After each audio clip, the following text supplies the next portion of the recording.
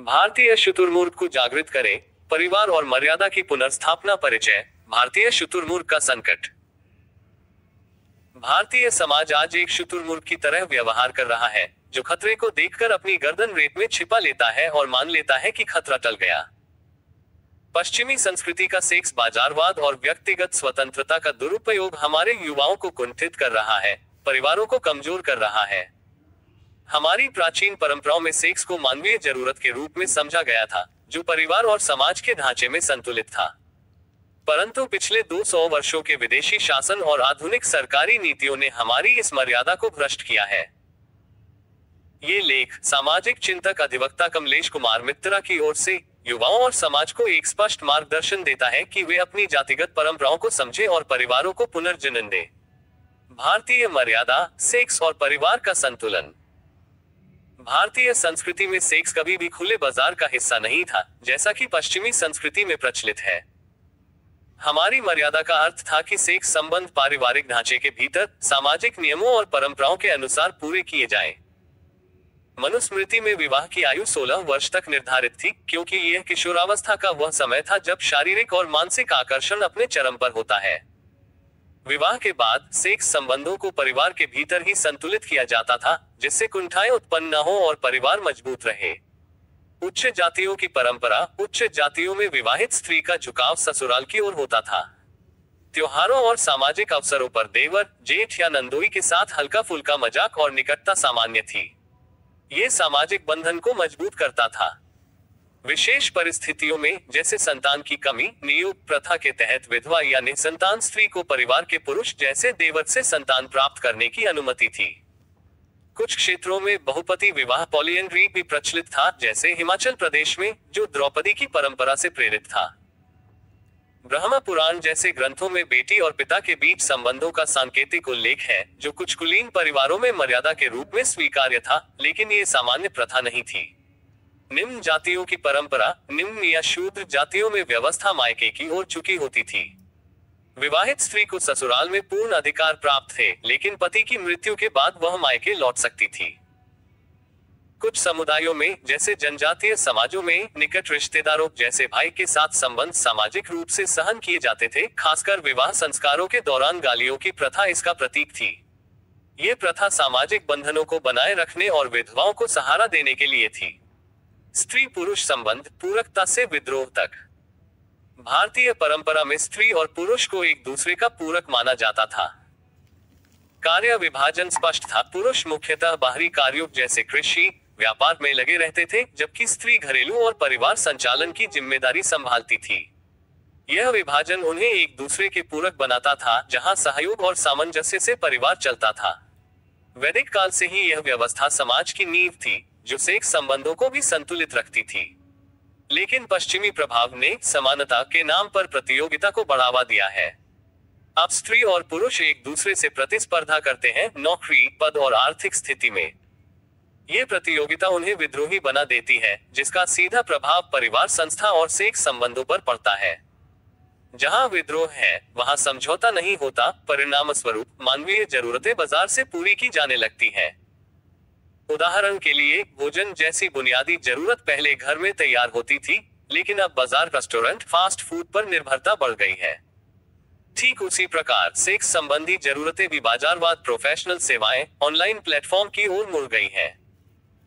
ये वैदिक या भारतीय परिवेश के लिए बिल्कुल अनुपयुक्त है, क्योंकि हमारी संस्कृति में सेक्स परिवार की मजबूती का साधन था, न कि बाजार की वस्तु। इस विद्रोह ने परिवारों को विखंडित किया है, युवाओं को कुंठित बनाया है और समाज को कमजोर किया है। कालिका समिति और जातिगत परंपराएं। आजादी के बाद कालिका समिति ने जातियों को सामाजिक, आर्थिक और सांस्कृतिक आधार पर वर्गीकृत किया। इसने उच्च, ओबीसी, दलित और एसटी जातियों की रेखा खींची, जिसमें सेक्स और परिवार से जुड़ी परंपराएं भी शामिल थीं। हालांकि यह पूरी तरह लागू नहीं हुआ, फिर भी इसने हमारी सामाजिक संरचना को समझने की एक रूपरेखा प्रदान की। आज हमें इन परंपराओं को पुनर्जनन करने की आवश्यकता है, ताकि युवा अपनी जड़ों से जुड़ सके। पश्चिमी प्रभाव और सरकारी नीतियों का दुष्प्रभाव। पिछले 200 वर्षों में विदेशी शासन ने हिंदू और मुस्लिम परंपराओं को दूषित किया। पश्चिमी संस्कृति में इंसेस्ट टैबू को बढ़ावा दिया जाता है, लेकिन ओपन सेक्स और वेश्यावृत्ति को सामान्य माना जाता है। इसके विपरीत भारतीय संस्कृति में परिवार के भीतर संबंधों को सामाजिक मर्यादा के दायरे में स्वीकार किया जाता था। आज सरकारी नीतियों ने विवाह की आयु 18 वर्ष से अधिक कर दी है, जिससे युवा समय पर विवाह नहीं कर पाते। बेरोजगारी और आर्थिक असुरक्षा ने स्थिति को और जटिल किया है। नौकरी की मारामारी के कारण युवा अपनी कुंठाओं को प्रोफेशनल कॉल गर्ल बॉय के माध्यम से शांत कर रहे हैं, जो पश्चिमी बाजारवाद को बढ़ावा देता है। कामकाजी दंपतियों में समय की कमी के कारण कार्यस्थल पर अवैध संबंध बढ़ रहे हैं। माता पिता दोनों के नौकरी करने से बच्चों पर ध्यान नहीं दिया जाता, जिससे वे विकृत संस्कृति और बाजारवाद की ओर आकर्षित हो रहे हैं। कामकाजी महिलाएं केवल कामकाजी पुरुषों से विवाह करना पसंद करती हैं, जिससे आर्थिक असंतुलन बढ़ता है, जबकि पुरुष किसी भी स्थिति की महिला से विवाह कर लेते हैं। ये सामाजिक और पारिवारिक असंतुलन को और गहरा करता है। मार्गदर्शन: भारतीय मर्यादा की पुनर्स्थापना। हमारे समाज को इस संकट से उबारने के लिए हमें स्पष्ट कदम उठाने होंगे। अधिवक्ता कमलेश कुमार मित्रा की ओर से निम्नलिखित निर्देश दिए जाते हैं। विवाह की आयु और आर्थिक स्थिरता: सरकार को बेरोजगारी कम करने और युवाओं को आर्थिक स्थिरता प्रदान करने के लिए नीतियां बनानी चाहिए, ताकि समय पर विवाह संभव हो।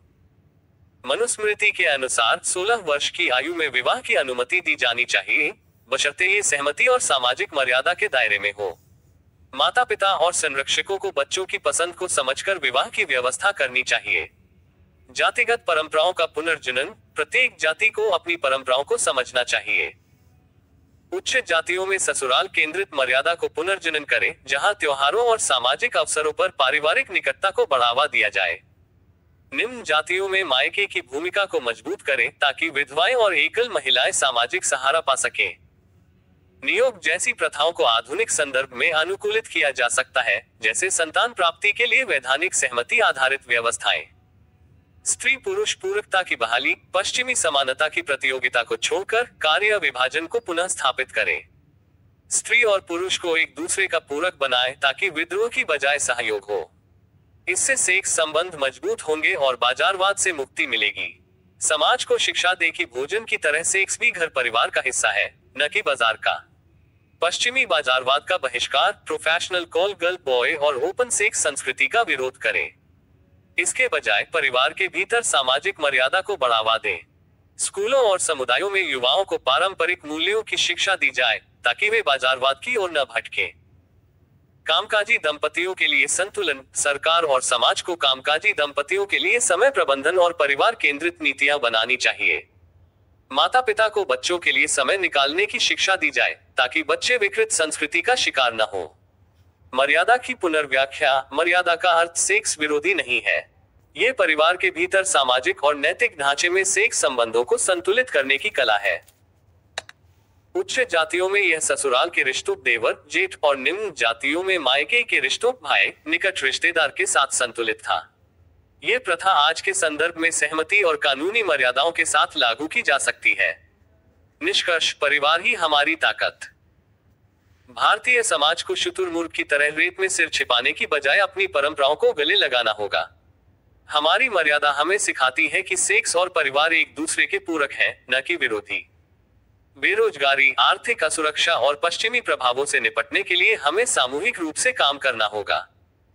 युवाओं को उनकी जातिगत परंपराओं और मर्यादा का ज्ञान देना होगा, ताकि वे गर्व के साथ अपने परिवारों को मजबूत करें। ये लेख केवल चिंतन नहीं, बल्कि कार्रवाई का आह्वान है। संपादित: सामाजिक चिंतक अधिवक्ता कमलेश कुमार मित्रा @ 933512222064।